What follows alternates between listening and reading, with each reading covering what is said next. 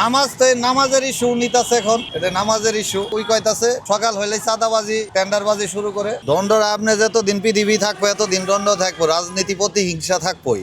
এর বিপক্ষে ওই করবো, আর বিপক্ষেই করবো। মাঠ চাঙ্গা করার জন্য একজনে এক মন্তব্য করবো। এখানকে আসলে আমাদের ভোটারে কি হলো, সামনে নির্বাচনে দেখতে হবে, বুঝতে হবে, বুঝি শুনি ভোট দিতে হবে। এখন আপনার ভোটের অধিকার আপনার কাছে, যারা খুশি তারে দিবেন, কিন্তু দেখে শুনি বুঝি শুনি ভোট দিতে হবে। এখানকে ওদের ওইটা হলো পলিটিক্স, একটা রাজনীতির পলিটিক্স। ওই ওরে দোষারোপ করে, ওই ওরে দোষারোপ করে। নামাজ তো নামাজের ইস্যু নিতাছে এখন, এটা নামাজের ইস্যু। ওই বলতাছে ফজরে নামাজ পড়ি হেরি আমার কি বদগা। ওই কইতাছে সকাল হইলে চাঁদাবাজি টেন্ডারবাজি শুরু করে। এখন কার মন্তব্য কারা ধরবো? আমরা তো সাধারণ মানুষ, আমরা কর্ম করি খাই, আমরা রুট গার্ডের পর ও চলি, আমরা বুঝতেছি কারা কিরম।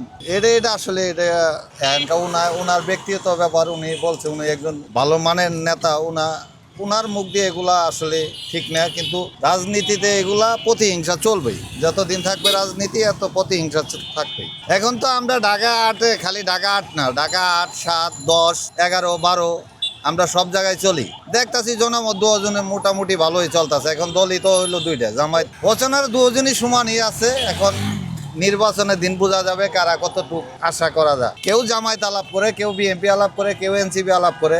এখন আমার ব্যক্তিগত আমার ভোটার, আমার দেশের ভোটার জামালপুর 3, আমার ভোট আমি ধানের শীষে দিব, এটাই আমি জানি। কিন্তু কার কতটুকু করবো এটা আমি জানি না। আপনার ব্যক্তিগত ব্যাপার, আপনার ভোট কোনটায় দিবেন ওইটা আপনার ব্যক্তিগত ব্যাপার। আমার ভোট আমি ধানের শীষে দিব, আমি এটাই বলতে পারি।